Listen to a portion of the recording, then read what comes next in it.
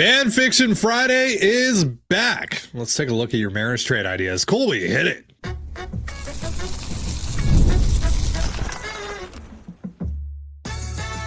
You are Locked On Mariners, your daily Seattle Mariners podcast. Part of the Locked On Podcast Network, your team every day. Ahoy, sailors. It is Friday, October 31st, 2025. Happy Halloween. This is Tarik Skubal and Colby Patnode for the Locked On Mariners podcast, part of the Locked On Podcast Network, your team every day. This episode is brought to you by FanDuel. Right now, new customers can bet just $5, and if your bet wins, you'll get $300 in bonus bets to use across the app. Download the FanDuel app today. And as always, if you want to hear from me and Colby even more and help support the show, we have a Patreon. It's called Control the Zone. And on there, we talk Mariners, Seahawks, all that good stuff. For more information, go to patreon.com/Control the Zone. Link in the description. It's Fan Fiction Friday, the show where you submit your Mariners trade ideas. And we grade them on the 20/80 scale based on things like creativity, uniqueness, and most importantly, if we think they actually work for not just the Mariners, but both teams. 20 obviously being the worst score, 80 being the best. Let's begin. Mariners fan 2412 is going to kick us off here with a big one. Mariners get Tarik Skubal from the Detroit Tigers. 1 year of Tarik Skubal, who apparently got a very disrespectful offer from the Detroit Tigers of 4 years and $80 million about a year ago. We'll see if maybe they up that offer this offseason, but it's starting to look like Skubal might actually wind up being on the move this offseason. Mariners fan 2412 has the Mariners giving up Durangelo Sanger and Lazaro Montes for Skubal. That is a good start, but not enough. I feel like you're only halfway there. Whoa. Yeah, we can't be demonetized, so shh. Obviously, Skubal's name has been thrown around quite a bit here in the technically not off season, but early off, however you want to phrase it, over the last week or so, really since the Tigers have been eliminated. And while it sounds foolish that the Tigers would even consider trading Skubal, a lot of people seem to think they will.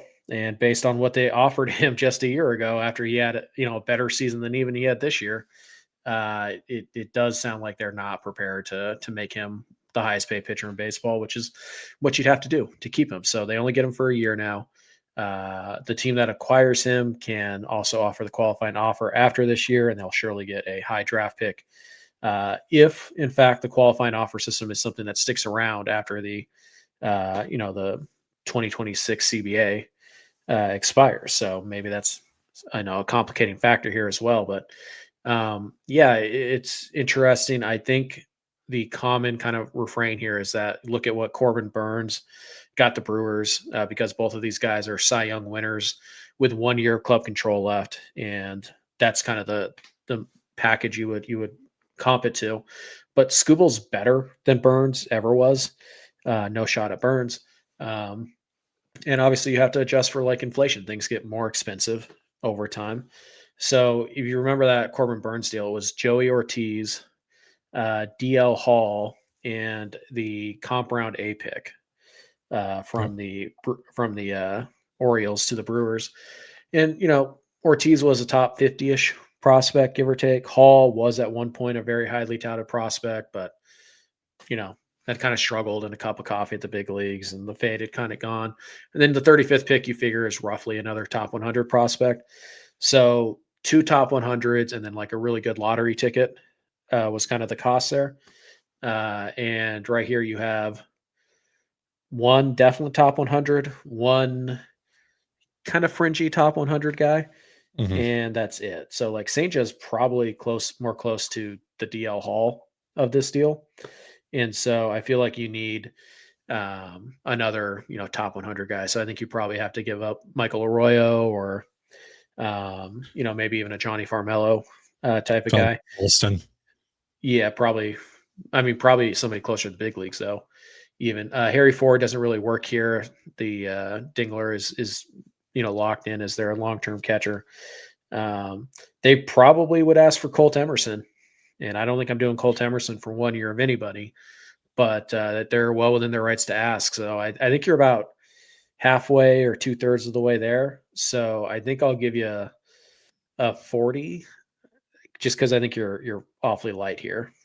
I also wonder what level of interest the Tigers have in Laz, because he's like fairly close. He might make his debut in 2026. More likely that it's going to be 27, but there's an off chance he makes his debut in 2026 with the presence of Kerry Carpenter there. Like, how much interest is there in Lazaro Montes, especially if maybe they have their choice between him and Johnny Farmelo, or him and Cole Young. Right. They have McKinstry and Baez and Colt Keith. Yeah. So maybe Young's not even a great fit there, but I do wonder like how valuable Laz is specifically to the Tigers. So I'll go 45. Like, it's a good start. I definitely think like you get the conversation going with the Tigers here. But it's just like Colby said, it's maybe 2/3 of the way there. You just need that extra piece. I think you probably could really use somebody who you're confident will make their debut in 2026 as well. And you can't really say that about Senja or Laz. So Arroyo, or somebody who's already made their debut, like Cole Young, could be in play here. But yeah, the Tigers are going to try and compete next year. And obviously that's going to be very difficult if they trade their best player. So they're going to want something that they can put in their lineup or their rotation right away. I would think, but maybe I'm wrong. I'm just guessing. Yeah, I feel like maybe Arroyo, and then like you throw in a Logan Evans for them to just take a shot on a guy to put in at the back end of their rotation to start the year. Or maybe it's like a Matt Brash and you trade from your bullpen. Bizardo. Yeah, something like that. So it's going to be a big deal. I just don't think I don't think you've gotten to the point where they're really considering it, but it might start a conversation. Yeah, I think they either start by asking for Emerson or one of Gilbert or Kirby. Yeah. That's an interesting question to ask. Maybe you guys can let us know down in the comments below how you feel about this. Would you trade 2 years of Logan Gilbert for 1 year of Tarik Skubal? Let us know. Yeah. Zach has a deal with the Dodgers. It's a 1-for-1. Randy Arozarena to LA for Emmett Sheehan. Randy Arozarena is an incredible fit for the Dodgers. Their corner outfield situation has been a disaster this year. Even Teoscar Hernandez has taken a massive step back. Yeah. And I mean, look, they have Dalton Rushing, who they're probably going to stick in a corner. But they're also trying to win the World Series next year. I mean, they're technically trying to win it this year, although from the way they played the last 2 nights, you wouldn't know it. But so I do think Randy makes a lot of sense for the Mariners. On the plus side, from the Mariners side of things, is that you can get more athletic, better defensively. I guess I would say Randy's a pretty good athlete, just not a great defender. And you can clear about $18 million if the Major League Baseball trade rumors, our estimates are anywhere close to accurate, and they usually are. There's some upside here, and Sheehan has had a really nice year coming out of the Dodgers bullpen. He also has a ton of experience starting in the minors, and the Mariners might need a cheap, young starting pitcher, particularly if they trade Luis Castillo. Now, when we're grading these, we can't anticipate I want to trade Castillo in a separate deal. So Sheehan makes a lot of sense. So you kind of have to look at them for what they are right now. And you get, I believe, 5 years of Sheehan, who right now I think we probably have to look at as a reliever, but the Mariners do need relief help. So this is kind of one of those trades. He started 12 games this year, and he was a 2-1 pitcher. 2.82 ERA, 2.93 FIP.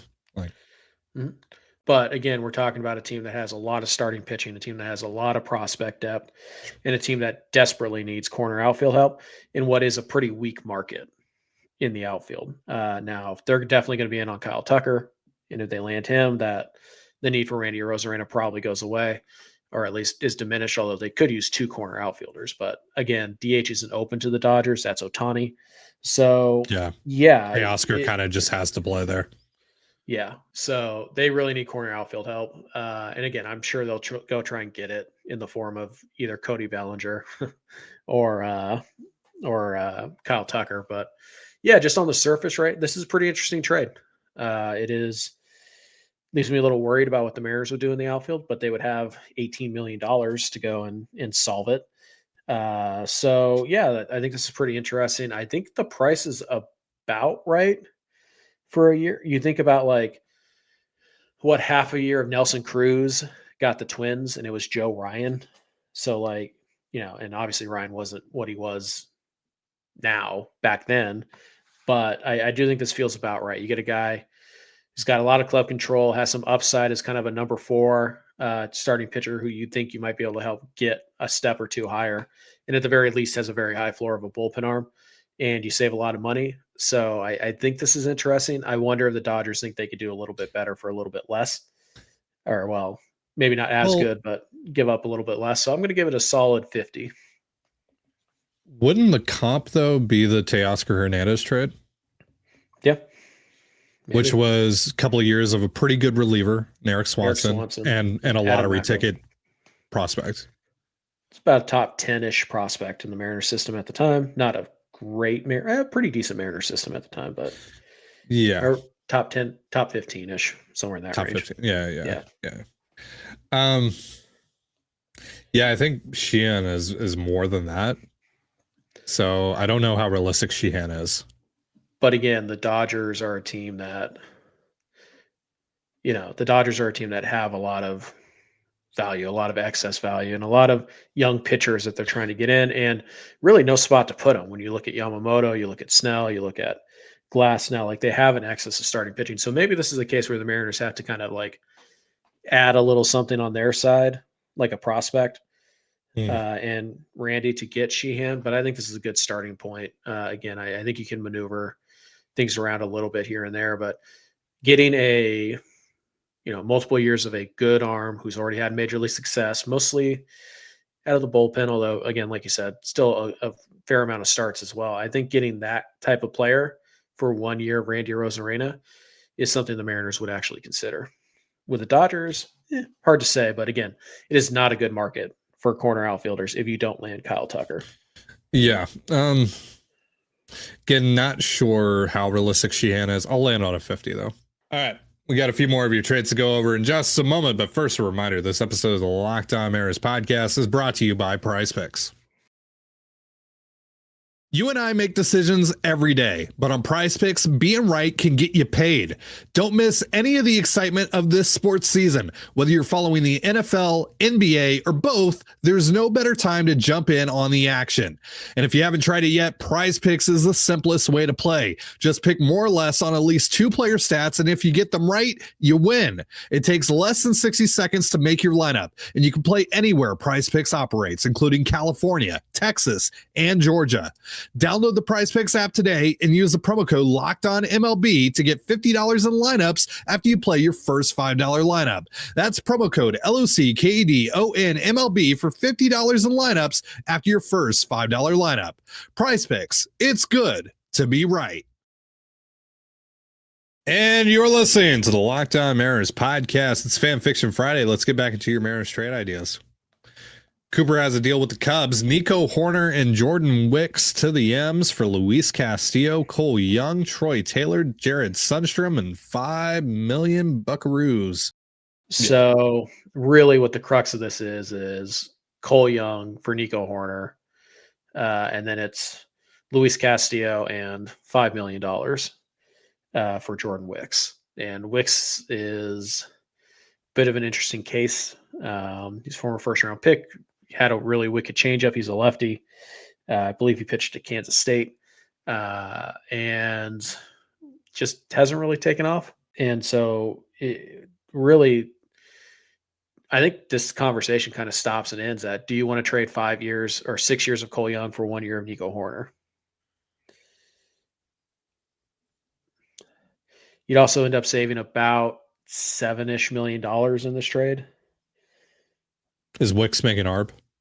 I think he's pre-ARB, but you're sending $5 million. So if you're paying down $5 million, Hoerner's making 11, and right, yeah, you would save about 8. Yeah, 24 for Castillo. So the difference there is 13, and then you're sending 5, so the difference is 8. So you want to trade 6 years of club control for Cole Young to save $8 million and to get Nico Hoerner. and maybe not have a replacement for Luis Castillo still, because I don't think you can trust Jordan Wicks to be that guy. Yeah. I love Nico Horner. I think he's a perfect fit for the Mariners. Like in a very similar way to how perfect of a fit Josh Naylor felt for them. Yeah.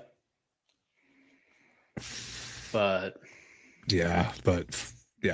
all that club control on Cole Young, and I also have to give up Luis, and I'm not getting a proper replacement back, and I only have $8 million to help my search for that, because like Jordan Wicks isn't the guy for me to like. I feel about the same about Jordan Wicks as I do Logan Evans and Emerson Hancock, frankly. Yeah. I mean, Jordan Wicks is basically like left-handed Logan Evans, and it just that doesn't carry enough value for me. So really it's Cole Young and Luis Castillo pretty much for Nico Horner. This feels like you're placing way too much value on clearing a little bit of payroll space, because you're not even clearing all of Luis's payroll space, and you have to give up one of your best young players to do it for a 1-year stopgap option at second. No, I'm out. So like 35 is pretty creative, but it's also, I just think, a non-starter for the Mariners. Yeah, I appreciate the attempt to try and get a pitcher back in a Castillo deal.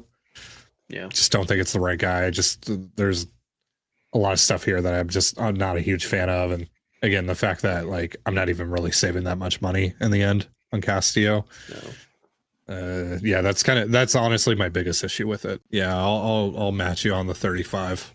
Mm-hmm. We have a couple more of your trades to go over in just a moment. But first, a reminder, this episode of the Locked On Mariners podcast is brought to you by FanDuel.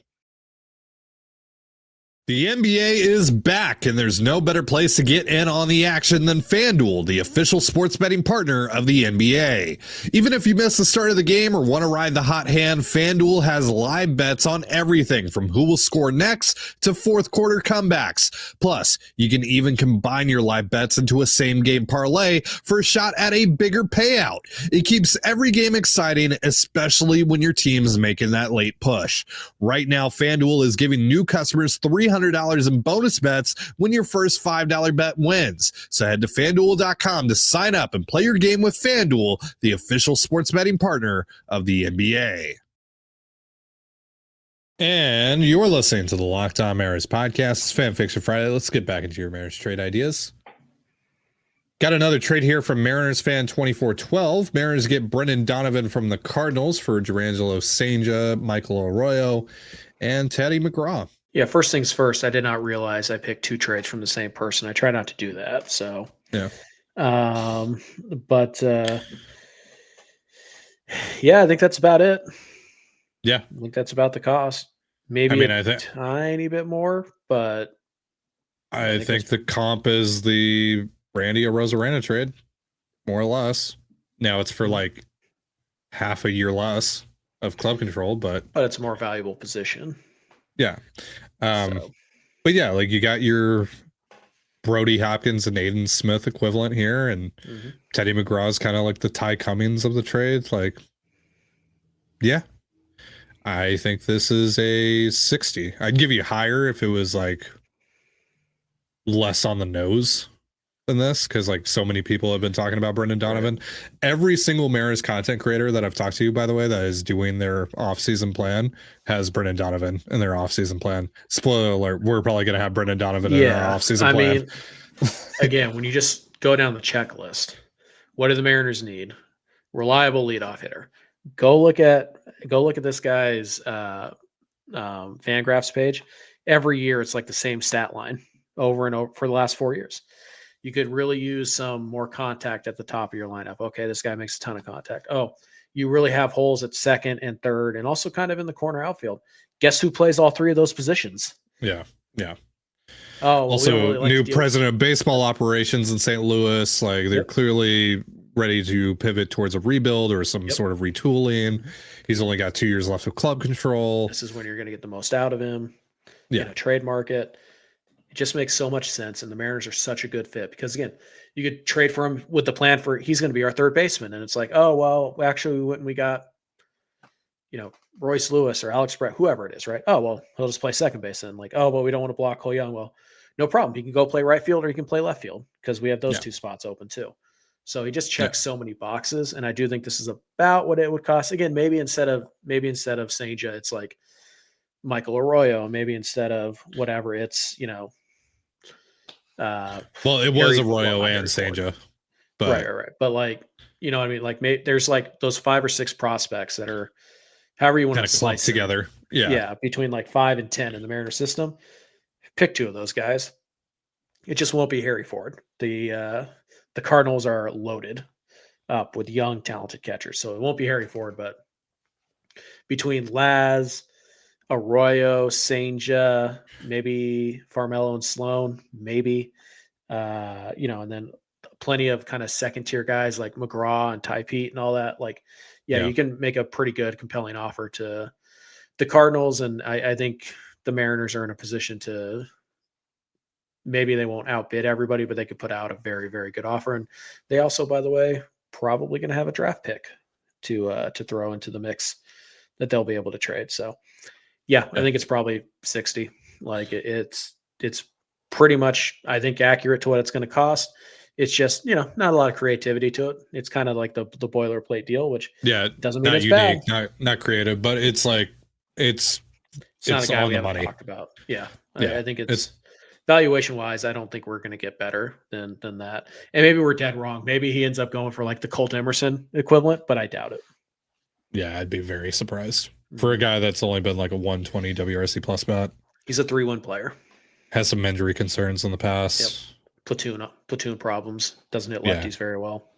Yeah. I think this is what those types of guys cost.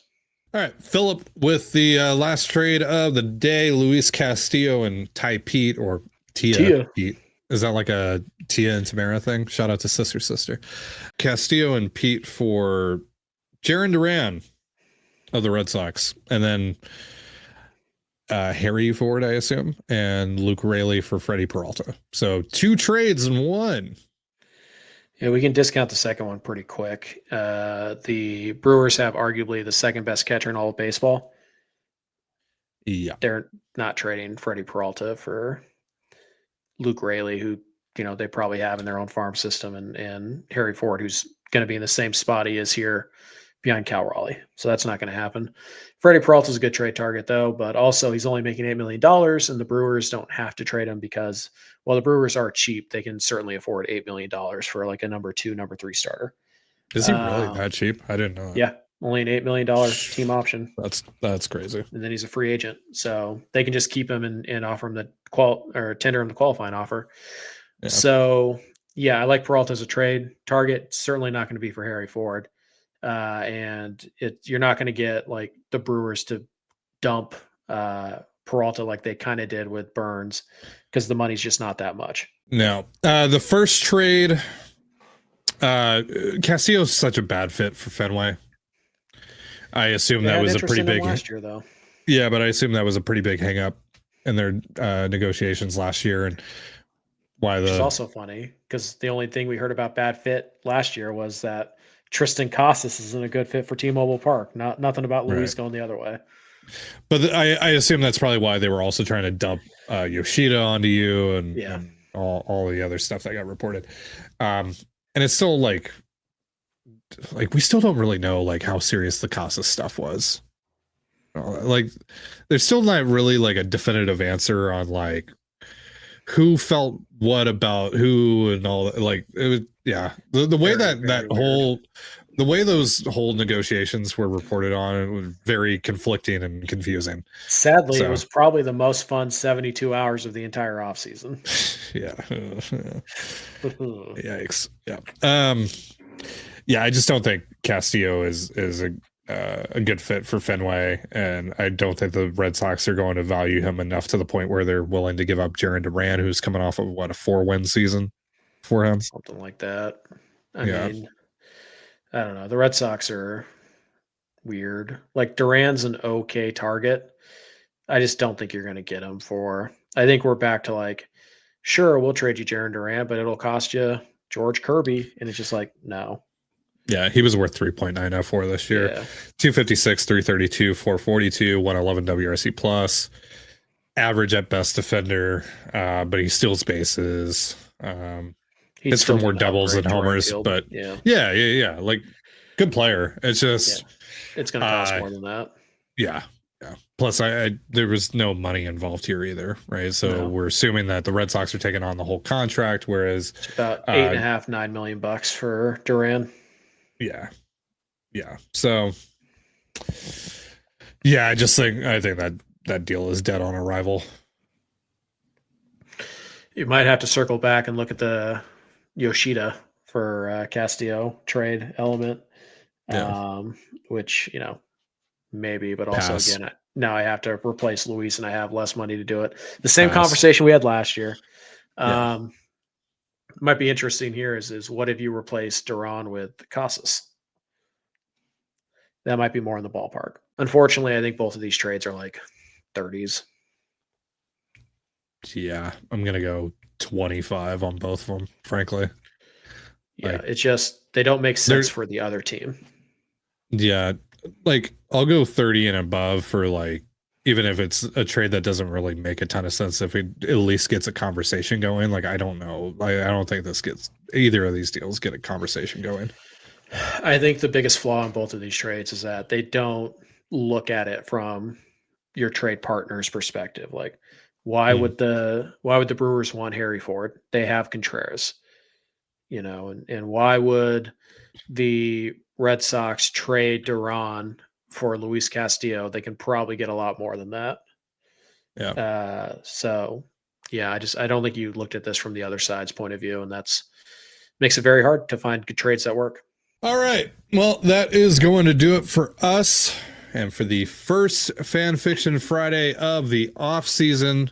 Thank you so much for joining us here on the Locked On Mariners podcast. For Colby Patnode, I'm Titan Gonzalez. Be sure to give us a follow on Twitter at @LO_Mariners. You can follow me at Titan Gonzalez and Colby at CPAT11. That's CPAT11.